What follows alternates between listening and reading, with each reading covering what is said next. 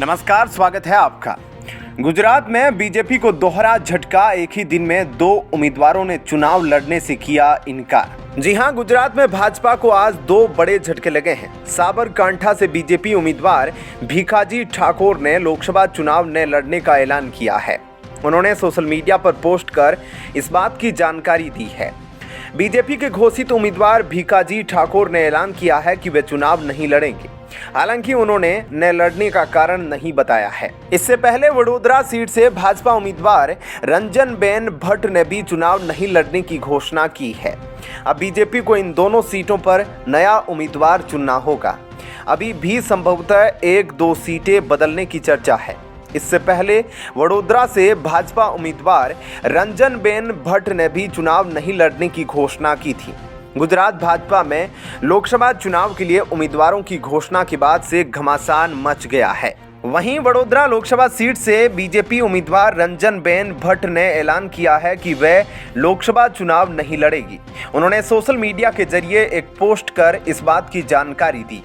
उन्होंने कहा कि वो अपने व्यक्तिगत कारणों से लोकसभा चुनाव 2024 लड़ने की इच्छुक नहीं हैं। बता दें कि वडोदरा लोकसभा सीट पर रंजनबेन भट्ट के नाम की घोषणा हुई थी, तब से बीजेपी में विरोध शुरू हो गया।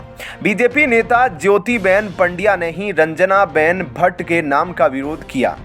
शहर के अलग अलग इलाकों में उनके नाम का विरोध करते हुए बैनर भी लगाए गए। अब ये देखना बाकी है कि भाजपा क्या करने का फैसला करती है, क्योंकि अब 2 सीटों पर नए उम्मीदवार चुनने होंगे। चलिए चलते हैं अगली दूसरी खबर की तरफ। टीडीपी की 13 उम्मीदवारों की पहली सूची एआईएडीएमके ने जारी किया घोषणा पत्र। लोकसभा चुनाव के लिए भाजपा, कांग्रेस समेत कई दल अपने उम्मीदवारों की सूची का ऐलान कर रहे हैं। इस बीच कांग्रेस ने महाराष्ट्र के पूर्व मुख्यमंत्री पृथ्वीराज चौहान को राज्य में पार्टी की चुनाव प्रचार अभियान समिति का अध्यक्ष नियुक्त किया है। कांग्रेस अध्यक्ष मल्लिकार्जुन खड़गे ने चौहान को तत्काल प्रभाव से प्रचार अभियान समिति का अध्यक्ष नियुक्त करने के प्रस्ताव को मंजूरी दे दी है। बता दें, लोकसभा चुनाव से पहले पिछड़े संगठनों के अखिल भारतीय महागठबंधन ओबीसी भारतीय गठबंधन ने शुक्रवार को कांग्रेस और इंडिया गठबंधन को बिना शर्त समर्थन दिया। इसके अध्यक्ष और पूर्व सांसद राजकुमार सैनी के नेतृत्व में गठबंधन के नेताओं ने भारतीय राष्ट्रीय विकासात्मक समावेशी गठबंधन INDIA के लिए अपने समर्थन की घोषणा करने के लिए यहां कांग्रेस अध्यक्ष मल्लिकार्जुन खड़गे और पूर्व पार्टी प्रमुख राहुल गांधी से मुलाकात की। वहीं भाजपा ने लोकसभा चुनाव में मेघालय की दोनों सीटों पर सत्तारूढ़ नेशनल पीपुल्स पार्टी NPP और मणिपुर की 2 संसदीय सीटों में से एक पर नगा पीपुल्स फ्रंट NPF को अपना समर्थन देने की घोषणा की है। साथ ही पार्टी ने नागालैंड की एकमात्र सीट पर सत्तारूढ़ nationalist democratic progressive party NDPP का समर्थन करने का ऐलान किया। पूर्वोत्तर क्षेत्र में भाजपा प्रभारी संबित पात्रा ने शुक्रवार को सोशल मीडिया पर इसकी घोषणा की। उन्होंने कहा, भाजपा अध्यक्ष JP नड्डा के निर्देशानुसार भाजपा मेघालय की दोनों सीटों शिलांग और तुरा में NPP के उम्मीदवारों, बाहरी मणिपुर सीट में NPF और नागालैंड में NDPP को अपना समर्थन देगी। भाजपा ने 2019 के लोकसभा चुनावों में मेघालय की 2 सीटों और मणिपुर की 1 सीट पर चुनाव लड़ा था, लेकिन हार गई थी। NPF और NDPP ने उन सीटों पर जीत हासिल की थी जिन पर 2019 में भाजपा ने उन्हें समर्थन दिया था। NPP ने मेघालय की 2 में से 1 सीट पर जीत हासिल की थी। सूत्रों ने कहा कि मणिपुर में जातीय संघर्ष के चलते भाजपा को इन निर्वाचन क्षेत्रों में क्षेत्रीय दलों का समर्थन करने के लिए प्रेरित किया है। इन सीटों पर ईसाई आबादी काफी अधिक है। राज्य की ये पार्टियां केंद्र में भाजपा सरकार का समर्थन करती रही है। वहीं भाजपा ने शुक्रवार को अभिनेता से राजनेता राधिका शरद कुमार को 19 अप्रैल को होने वाले चुनाव के लिए विरुद्धनगर लोकसभा क्षेत्र से अपना उम्मीदवार बनाया है। पार्टी ने पुडुचेरी में गृह मंत्री A नमसिवम को मैदान में उतारा है। अभिनेता R शरद कुमार ने हाल ही में अपनी ऑल इंडिया समथुवा मक्कल काची का विलय कर लिया था और अपनी पत्नी के साथ भाजपा में शामिल हो गए थे। गौरतलब है कि तमिलनाडु की 14 सीटों और पुडुचेरी की एकमात्र सीट के लिए भाजपा केंद्रीय चुनाव समिति द्वारा जारी उम्मीदवारों की चौथी सूची के अनुसार वकील आरसी पोल कनगराज, जिन्होंने 3 साल पहले अपने गुट का भाजपा में विलय कर लिया था, चेन्नई उत्तर लोक से चुनाव लड़ेंगे। वहीं अभिनेता गोविंदा ने इस सप्ताह की शुरुआत में मुंबई में महाराष्ट्र के मुख्यमंत्री एकनाथ शिंदे से मुलाकात की। शिवसेना सूत्रों ने बताया कि बैठक 3-4 दिन पहले हुई थी। 2004 में गोविंदा ने कांग्रेस के टिकट पर लड़ते हुए मुंबई नॉर्थ लोकसभा सीट से भाजपा के दिग्गज नेता राम नाईक को हराया था। हालांकि बाद में अभिनेता गोविंदा ने कांग्रेस से इस्तीफा दे दिया था। चलिए चलते हैं अगली दूसरी खबर की तरफ। कांग्रेस ने लोकसभा चुनाव के लिए 7 राज्यों और 57 उम्मीदवारों की तीसरी सूची जारी की। बहरामपुर से अधीर रंजन को मिला टिकट। कांग्रेस ने आगामी लोकसभा चुनाव के लिए 57 उम्मीदवारों की तीसरी सूची जारी की है। अधीर रंजन चौधरी पश्चिमी बंगाल के बहरामपुर से चुनाव लड़ेंगे। कांग्रेस ने संसद के 543 सदस्यीय निचले सदन के लिए अब तक 82 नामों की घोषणा की है। 12 मार्च को कांग्रेस ने आगामी लोकसभा चुनावों के लिए 43 उम्मीदवारों की अपनी दूसरी सूची जारी की थी। चलिए चलते हैं अगली दूसरी खबर की तरफ। मध्य प्रदेश की इन 10 सीटों पर कड़ा होगा मुकाबला। जाने क्या कहते हैं भाजपा व कांग्रेस के समीकरण। लोकसभा चुनाव की बिसात बिछ चुकी है। मध्य प्रदेश की 29 लोकसभा सीटों पर कांग्रेस और भाजपा समेत सभी दलों ने अपनी ताकत झोंकना शुरू कर दी है।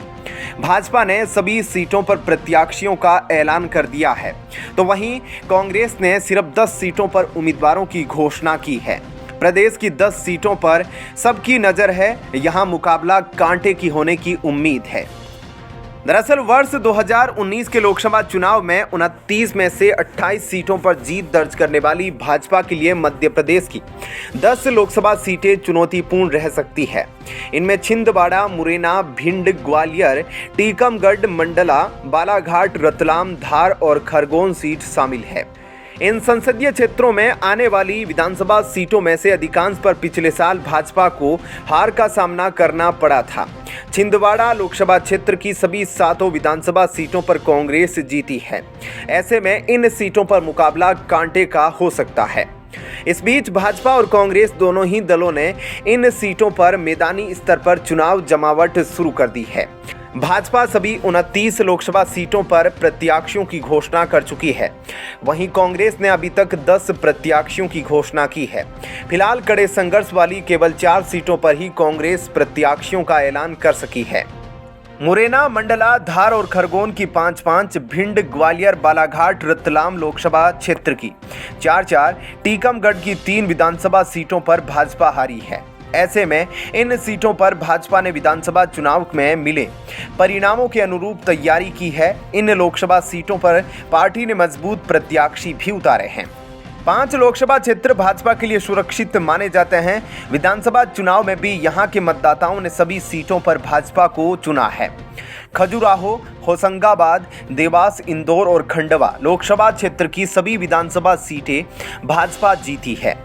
इनके अलावा सागर, दमोह, रीवा, सीधी, जबलपुर, विदिशा और मंदसौर लोकसभा क्षेत्र में केवल एक विधानसभा सीट पर भाजपा हारी है। चलिए चलते हैं अगली दूसरी खबर की तरफ। कांग्रेस ने तय किए 40 और नाम। आज जारी हो सकती है उम्मीदवारों की तीसरी सूची।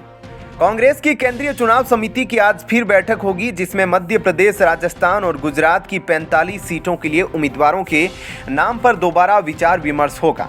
लोकसभा चुनाव में उम्मीदवारों के मंथन में जुटी कांग्रेस की सीईसी ने मंगलवार को 11 राज्यों की करीब 85 लोकसभा सीटों पर चर्चा की, लेकिन केवल 40 सीटों पर बात बन पाई।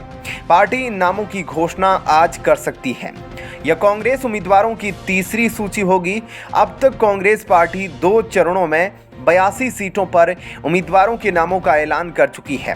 पहली सूची में पार्टी ने 39 और दूसरी सूची में 43 उम्मीदवारों के नामों की घोषणा की है। केंद्रीय चुनाव समिति आज दोबारा मध्य प्रदेश की 15, राजस्थान की 15 और गुजरात की 15 सीटों पर मंथन करेगी। मंगलवार को केंद्रीय चुनाव समिति की बैठक में अरुणाचल प्रदेश सिक्किम की विधानसभा सीटों को लेकर भी चर्चा की गई। इसमें सिक्किम विधानसभा की 18 सीटों पर बात बन गई। इसके अलावा पश्चिमी बंगाल की 42 में से 8 सीटों पर उम्मीदवारों के नाम तय कर लिए गए हैं।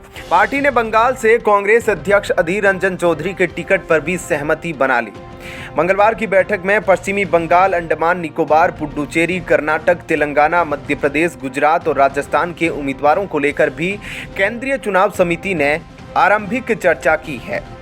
ऐसे में क्या कहना है आपका? कमेंट सेक्शन में अपनी राय जरूर बताएं। जय हिंद, जय भारत।